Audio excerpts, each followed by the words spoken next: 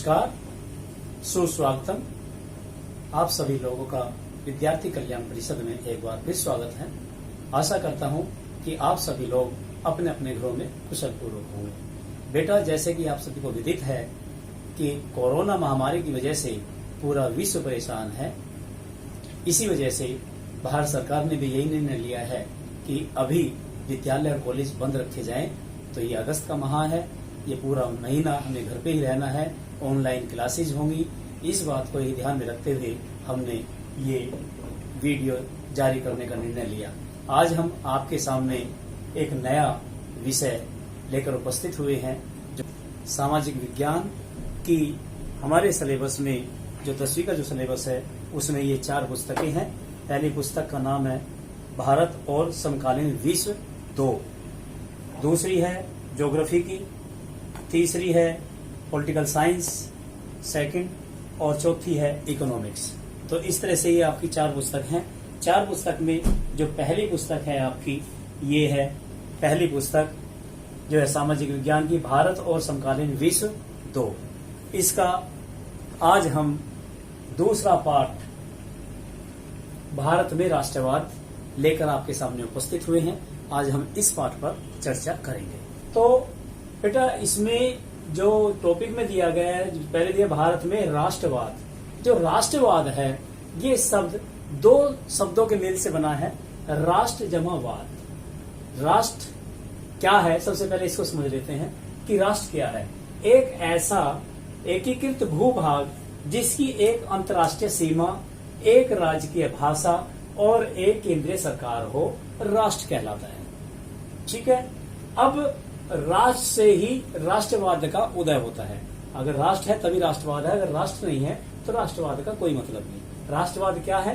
तो राष्ट्रवाद के बारे में जो पढ़ा है हमने कि राष्ट्र के प्रति निष्ठा, उसकी प्रगति और उसके प्रति सभी नियम और आदर्शों को बनाए रखने का जो सिद्धांत है वह राष्ट्रवाद कहलाता है। अर्थात जिस भूमि पर हम पैदा हुए हैं, जिस जमीन पे हम पैदा हुए हैं, उसके प्रति जो हमारा समर्पण का भाव है वही राष्ट्रवाद है। सीधी भाषा में ही कह सकते हैं। तो अब भारत में राष्ट्रवाद क्यों और कैसे? भारत एक शांति प्रिय देश है। हमारे शास्त्रों में लिखा है कि जो है अयम निज परोवेति गणना लघु चेतसाम उदार चरिता नान्तु वासुदेव कुटुंबकम, कि हमारे अंदर जो है वो वासुदेव कुटुंबकम की विश्व एक परिवार की हमारी परिकल्पना हमारे शास्त्रों में की गई है। लेकिन इतना होने के बाद भी फिर भी एक राष्ट्रवाद का उदय भारत में हुआ, और वो क्यों हुआ उसके पीछे अनेकों कारण थे। सबसे पहला कारण तो यही रहा है कि भारत ने कभी किसी देश पर आक्रमण नहीं किया, लेकिन फिर भी भारत पर समय समय पर आक्रमण होते रहे। अपनी रक्षा करने के लिए ही, अपने नागरिकों की रक्षा करने के लिए, अपनी सीमा की रक्षा करने के लिए भारतवासियों ने युद्ध आरंभ किए। तो सबसे पहला कारण यही था कि भारत के जो आक्रमण करने वाले आक्रमणकारी थे, जो लुटेरे थे, उनसे अपनी रक्षा करने के लिए ही भारत में राष्ट्रवाद का उदय हुआ। चलो, वो प्राचीन काल की बात है। उसके बाद में आधुनिक काल में अगर हम आ जाते हैं तो आधुनिक काल में राष्ट्रवाद, भारत में राष्ट्रवाद का जो अंकुर 17वीं सदी के मध्य उगने लगा था। 17वीं सदी के मध्य में जब जो शुरू हुआ था, जब आपने पढ़ा होगा प्लासी वगैरह का युद्ध पढ़ा है, या अंग्रेजों का जब भारत पर जो अधिकार हो गया था, उस समय की बात यहाँ पे की जा रही है। और वो अंकुर 1857 में आते आते उसने एक पूर्ण वृक्ष का रूप धारण कर लिया। और इसके जो पीछे जो थे, मैंने आपको पहले बताया, कक्षा 8 में हमने अनेकों कारण पढ़े।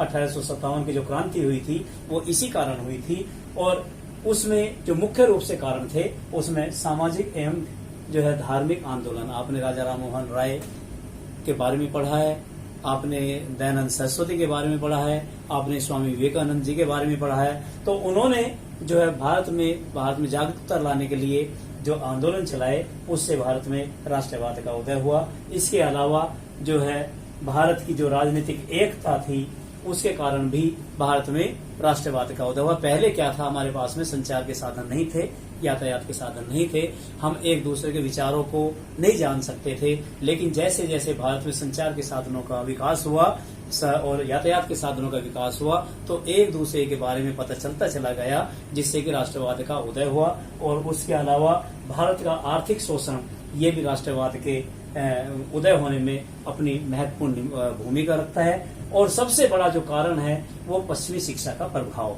पश्चिमी शिक्षा, अंग्रेजों की शिक्षा, अंग्रेजी एक भाषा है जो अंग्रेजों ने भारत पे अधिकार करके शासन करने के लिए लोगों को जबरदस्ती पढ़ाना शुरू किया। जो अंग्रेजी पढ़े लिखे युवक थे उन्हें अंग्रेजों की भाषा समझ में आती थी और वो उस भाषा के द्वारा जो अपने देश में इसका प्रचार किया राष्ट्रवाद का, जिससे कि भारत में राष्ट्रवाद का उदय हुआ।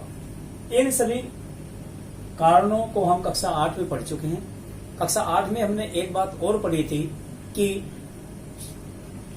1857 की क्रांति के असफल होने के बाद भारत में मुक्ति के अलग अलग साधन लोगों ने शुरू किए। एक छोटी छोटी संस्थाएं लोगों ने बनाई, लेकिन वे संघर्ष कर रही थी, अपने अपने हिसाब से संघर्ष कर रही थी, वे संघर्ष फलीभूत नहीं हो रहे थे। तो ये सब देखते हुए सन 1885 में सर ए.ओ. ह्यूम, जो एक अंग्रेज ऑफिसर थे, उन्होंने केवल अंग्रेजों की सेफ्टी के लिए एक संस्था का निर्माण किया, जिसे भारतीय राष्ट्रीय कांग्रेस का नाम दिया। और उसकी स्थापना 28 अक्टूबर सन 1885 को मुंबई में की गई। उसमें जो देश से पढ़े लिखे नवयुवक थे, जो अंग्रेजी पढ़े हुए नवयुवक थे, अलग अलग स्टेट से जो छोटी छोटी सोसाइटी बनाई हुई थी, उन सबको मिलाकर के उन्होंने एक नई संस्था बनाई। और वो आगे चलकर उसने स्वतंत्रता आंदोलन में अपनी महत्वपूर्ण भूमिका अदा की। ये सब हम कक्षा 8 में पढ़ चुके हैं। और चलते चलते इसमें एक नया अध्याय शुरू होता है महात्मा गांधी का, कि महात्मा गांधी ने दक्षिण अफ्रीका में जाकर के अपने सविनय अवज्ञा आंदोलन के द्वारा, अहिंसात्मक आंदोलन के द्वारा वहां पे बड़ा नाम कमाया। और उसको वहां सफलता मिलने के बाद में सन 1915 में भारतीय राजनीति में गांधी जी का पदार्पण हुआ। और गांधी जी के पदार्पण के साथ ही भारतीय राजनीति बदल गई। तो इस पुस्तक में हम ये जो पाठ है, इसमें 1920 के दशक के मध्य में जो असहयोग आंदोलन और सविनय अवज्ञा आंदोलन आदि जो चलाए हैं, उसके विषय में हम अध्ययन करेंगे। तो असहयोग आंदोलन शुरू करने का जो सबसे पहला और मुख्य कारण था, वो था प्रथम विश्व युद्ध, जो 1914 में शुरू होकर के 1918 तक चला। इससे भारतीय को बड़ी उम्मीद थी। क्यों? क्योंकि इसमें भारतीयों ने बढ़ चढ़ के हिस्सा लिया था। उन्हें ये उम्मीद थी कि इसके बाद में जो अंग्रेज सरकार है, वे हमें अधिकार दे देगी। इसमें अंग्रेज सरकार ने उन्हें अधिकार नहीं दिए। उसमें जो क्या किया कि एक तो जब ये अंग्रेज हार रहे थे, जिस समय ये जो मित्र देश थे वे हार रहे थे, तो उन्होंने सेना में जबरदस्ती लोगों को भर्ती करना शुरू कर दिया। तो जो भारतीय थे उनको छोटे पदों पर भर्ती किया, और जो अंग्रेज थे उनको उच्च पदों पर भर्ती किया, जबरदस्ती भर्ती किया। जो लोग भर्ती भी नहीं होना चाहते थे उनको भी भर्ती होना पड़ा। दूसरा, रक्षा में भारी इजाफा। मतलब ये है कि जब युद्ध करता है तो कोई भी देश, तो उसका रक्षा व्यय बढ़ जाता है, खर्चा बढ़ जाता है। तो उन्होंने बहुत सारे टैक्स लगा दिए। तो टैक्स लगने के कारण क्या हुआ कि लोगों को में एक आक्रोश पैदा हुआ, जो इसका एक कारण बना। तीसरा है महंगाई। 1913 से 1918 के बीच में जो विभिन्न प्रकार के जो टैक्स लगे, उससे क्या था कि कीमतें दुगनी हो गई। दुगनी होने के बाद भी जो चीज आज 10 रुपए की है, वो कल को 20 रुपए की हो गई। तो इससे भी लोगों में आक्रोश की भावना पैदा हुई। और इसके अलावा नंबर 4 हम देखते हैं 1918 से 19 और 1920 से 21, 2 ये ऐसे साल हैं जिसमें कि भारत के विभिन्न प्रदेशों में अकाल पड़ा, लेकिन उन्होंने टैक्स नहीं छोड़ा, जो कि इसका एक कारण बना। और इससे भी भयंकर ये हुआ कि जिस प्रकार से आज हम महामारी कोरोना महामारी से जूझ रहे हैं, 1919-20 में भी यही इस तरह का एक फ्लू आया था, और जिससे कि हिंदुस्तान की बहुत ज्यादा जनता मर गई थी। और केवल वही उस समय 1920 की जो जनगणना है, केवल वो आज तक के भारत के इतिहास में ऐसी है जिसमें कि घटी थी। तो उस महामारी से भी लोग बहुत परेशान हुए। तो ये जो प्रथम जो इसका कारण है, प्रथम विश्व युद्ध, ये असहयोग आंदोलन करने का सबसे महत्वपूर्ण कारण बना। इसके अलावा दूसरे नंबर पे जो हम पढ़ते हैं वो है 1919 का सुधार अधिनियम। तो 1919 का सुधार अधिनियम में अंग्रेजों ने भारतीयों को यह आश्वासन दिया था, कांग्रेस को यह आश्वासन दिया था कि इस अधिनियम के द्वारा कुछ अधिकार भारतीयों को दिए जाएंगे, अर्थात देश में द्वैध शासन प्रणाली लागू की जाएगी। लेकिन ये केवल दिखावा मात्र था और इससे परेशान होकर के लोगों ने इसके प्रति आवाज उठाई और आवाज उठाने के कारण ये भी एक सबसे बड़ा कारण बना भारतीय राजनीति में असहयोग आंदोलन शुरू करने का। 1919 का सुधार अधिनियम जो अंग्रेज सरकार भारत लेकर आई थी या भारत सरकार ने जो लागू किया था, उसका सभी देशवासियों ने विरोध किया और इसमें गांधी जी ने सत्याग्रह चलाया, जिसमें उन्हें बड़ी सफलता मिली। उन्होंने 1917 में उन्होंने बिहार के चंपारण में अपना जो है आंदोलन चलाया, जिसमें उन्हें सफलता मिली। उसके बाद में 1917 में ही गुजरात के खेड़ा में किसानों की मदद से उन्होंने वो दूसरा आंदोलन चलाया। 1918 में गांधी जी ने सूती कपड़ा कारखानों के मजदूरों के बीच सत्याग्रह आंदोलन चलाया अहमदाबाद में।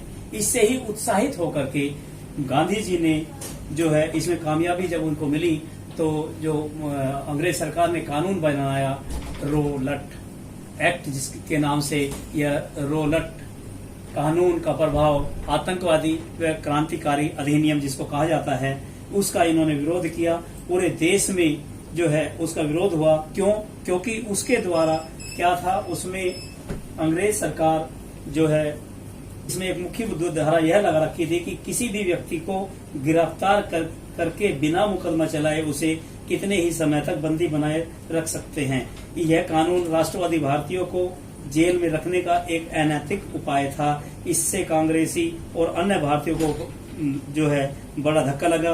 गांधी जी ने इसके विरोध में 6 अप्रैल सन 1919 को देशव्यापी हड़ताल की। दिल्ली में इस कानून का विरोध करने वाले जो है स्वामी श्रद्धानंद जी थे, जिनके ऊपर गोली चलाई गई। हालांकि उनको गोली नहीं लगी, वे बच गए। क्योंकि वे नंगी छाती करके सामने आ गए थे। तो इस प्रकार से उन्होंने जो है इस कानून का विरोध किया और इस विरोध को करते करते ही एक नया हमारे सामने जो टॉपिक आता है वो आता है जलियांवाला बाग हत्याकांड की।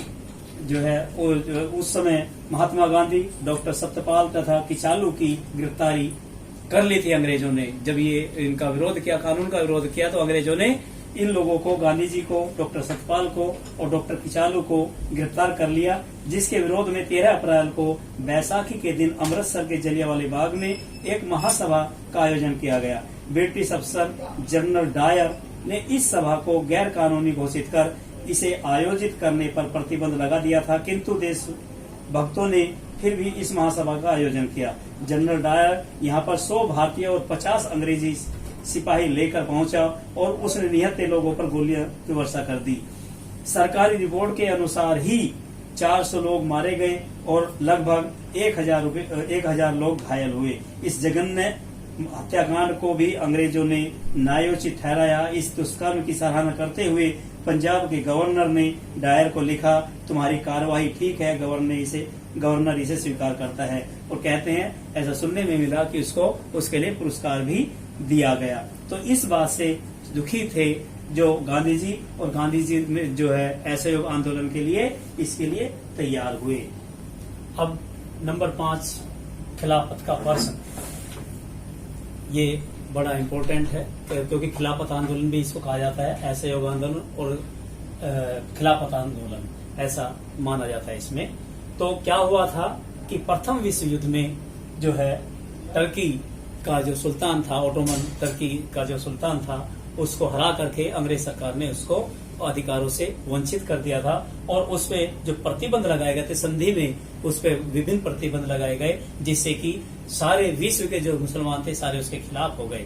इस बात से प्रभावित होकर के भारत में भी इसका विरोध दर्ज किया गया और उस समय जो है मोहम्मद अली और शौकत अली 2 बंधु थे, अली बंधु के नाम से इतिहास में जाना जाता है। उन्होंने मार्च 1919 में खिलाफत समिति की स्थापना की और इससे जो है उन्होंने पूरे हिंदुस्तान के मुसलमानों को एक किया।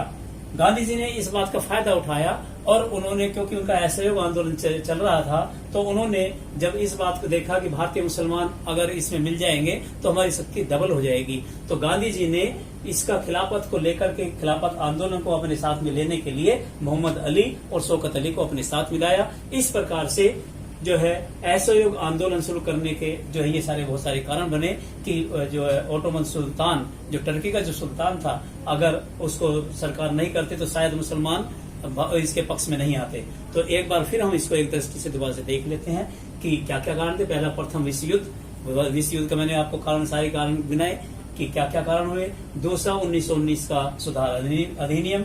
तीसरा आतंकवादी व क्रांतिकारी अधिनियम रोलट एक्ट। चौथा जलियांवाला बाग हत्याकांड। और पांचवा और अंतिम जो था वो खिलाफत का प्रश्न था। इस प्रकार भारतीय जो राजनीति है उसमें जो गांधी जी ने जो भारतीय जो आंदोलन जो शुरू किया, असहयोग आंदोलन शुरू करा, उसके पीछे ये सारे कारण थे। और ये जो था सत्याग्रह आंदोलन था, क्योंकि सत्य का आग्रह उन्होंने दक्षिण अफ्रीका में किया था। वहां से वो जीत हासिल करके उनके अंदर बड़ा उत्साह था, जैसे मैंने आपको शुरू में बताया। तो उसी उत्साह के साथ 1915 में जब वो हिंदुस्तान आए तो उन्होंने उसका प्रयोग यहाँ किया। और सत्याग्रह ही क्यों किया, कई बार प्रश्न ये पूछ लिया जाता है कि सत्याग्रह ही क्यों। गांधी जी की दृष्टि में सत्याग्रह जो है वो ऐसा एक हथियार है कि उसके लिए शरीर की उसके लिए ताकत की आवश्यकता नहीं होती। हम बिना किसी से झगड़ा किए हम अपनी बात मनवा सकते हैं, ऐसा गांधी जी का विचार था। दूसरा कि सत्याग्रह जो है वो अहिंसा पर आधारित है। कई सत्याग्रह जो है अहिंसा पर आधारित, इसमें कोई हिंसा नहीं है, हम किसी का इसमें बुरा नहीं चाहते हैं, लेकिन हम अपना भी बुरा नहीं चाहते। इसमें अपना भला करने के लिए हम दूसरे का बुरा नहीं चाहते। इसलिए ही गांधी जी ने भारत में सत्याग्रह का शुरुआत की और जो आगे जाकर के सत्याग्रह के बल पर ही उन्हें जो है सफलता मिली। अब पुस्तक में अगला जो प्रश्न आता है वो यही आता है कि असहयोग आंदोलन ही क्यों। तो इसमें हम देखते हैं कि गांधी जी ने 1909 में जो हिंद स्वराज नाम से पुस्तक लिखी है, उसमें खुद अपने हाथों से उन्होंने लिखा है कि भारतवर्ष में अंग्रेजी शासन जो स्थापित हुआ वो भारतीयों के सहयोग से हुआ, और भारतीय अगर सहयोग करना बंद कर दे तो अंग्रेजी शासन एक वर्ष में ढह जाएगा। ये गांधी जी के वचन है। तो जो स्थापित किया गया भारत में शासन वो भी भारतीयों के सहयोग से, और भारतीय अगर उसका सहयोग करना बंद कर देंगे तो वो शासन ढह जाएगा, ऐसा गांधी जी का मानना था। तो इसलिए ये असहयोग आंदोलन शुरू किया गया। अब इसमें क्या था कि इसका जो नेता तो गांधी जी को ही चुना गया। कांग्रेस का जो अधिवेशन हुआ था उसमें गांधी जी को इसका नेता चुना गया। उसकी बागडोर जो है, इस आंदोलन की बागडोर गांधी जी के हाथ में दी। तो गांधी जी ने कहा कि स्टेप बाय स्टेप, चरणबद्ध तरीके से इसको शुरू करना है। सबसे पहले हम क्या करना है, हमें कि जो सरकार ने हमें जो पदवियां दी हुई हैं, जो हमें पदवियां दी हुई है, जैसे किसी को जो है जैसे आजकल देते भारत रत्न का, जैसे आज तो देते भारत रत्न कह दिया या पद्मश्री कह दिया या जो है पद्म भूषण दे दी, जिस तरह के आज की पदवियां, पहले कुछ अलग पदवियां दी गई थी, अंग्रेजों ने जो दी थी। तो सबसे पहले हमें पदवियां लौटानी होगी। इसमें केसर हिंद की जो पदवी जो गांधी जी को मिली थी, तो उन्होंने भी अपनी पदवी लौटा दी थी। उसके बाद में सरकारी नौकरियां छोड़ना, क्योंकि अंग्रेजी जो शासन जो था वो बिना हिंदुस्तानियों के, बिना भारतीयों की सहायता के चल नहीं सकता था। तो उन्होंने जो गांधी जी ने आह्वान किया कि पदवियां लौटाने के बाद में अब जितने भी जो सरकार के कर्मचारी हैं, जो भारतीय जो कर्मचारी हैं, वे अपनी अपनी नौकरियां छोड़ दें। इससे जो विद्यालय में पढ़ाने वाले अध्यापक थे, कॉलेज में पढ़ाने वाले प्रोफेसर थे, वकील थे, वकीलों ने वकल छोड़ दी, अध्यापकों ने पढ़ाना छोड़ दिया, और जो दूसरा नौकरी पेशा करने वाले लोग थे उन्होंने कार्य करना बंद कर दिया। तीसरा विदेशी वस्तुओं का बहिष्कार।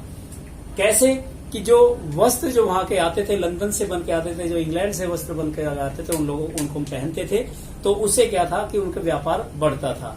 अब उन्होंने कहा कि इसका बहिष्कार करो, जो विदेशी वस्तुएं हैं उनका बहिष्कार करो, तो ये इनको नुकसान होगा और ये यहाँ से भाग जाएंगे। तो हमने अब इसके लिए क्या कि सूती वस्त्र का जो है प्रचलन किया, लोगों ने चरखा चलाना शुरू किया। उसी समय महात्मा गांधी जी ने चरखा चलाया, सूती वस्त्र बनाया और खुद पहनने और लोगों को देने शुरू किए। तो लोगों ने विदेशी वस्तुओं का बहिष्कार किया। चौथा जो था उसमें यह था कि विधान परिषदों का बहिष्कार। जो चुने हुए प्रतिनिधि थे, जो विधान परिषद में बैठे थे, उन्होंने कहा कि आपको जाना नहीं है, उनका बहिष्कार करना है।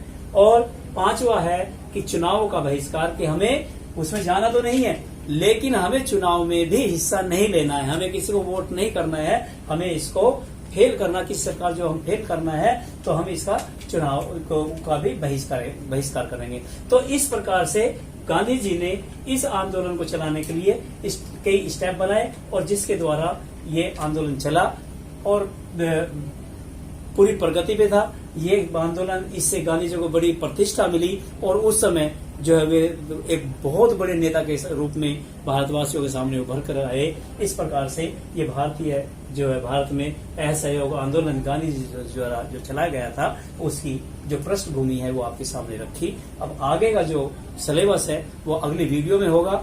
बेटा ये जो पाठ है भारत में राष्ट्रवाद ये हर दृष्टि से इम्पोर्टेंट है।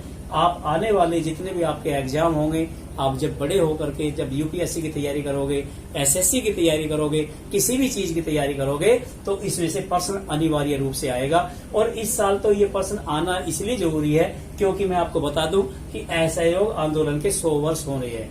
ये क्योंकि 1919-1920 में शुरू हुआ था और आज 2020 चल रहा है तो अब इसकी शताब्दी वर्ष है, इसलिए ये वेरी वेरी मोस्ट इम्पोर्टेंट है। इस वीडियो को बार बार देखें, लाइक करें, शेयर करें और पढ़ें और अगली वीडियो लेकर के फिर हम आपके पास में जल्दी उपस्थित होंगे। जब तक के लिए धन्यवाद, जय Hind. ¿Qué onda, muchacho? Arriba las manos, caballo moreno, penetra tu barrio. Te enseño rolas, pero rock, back, frente.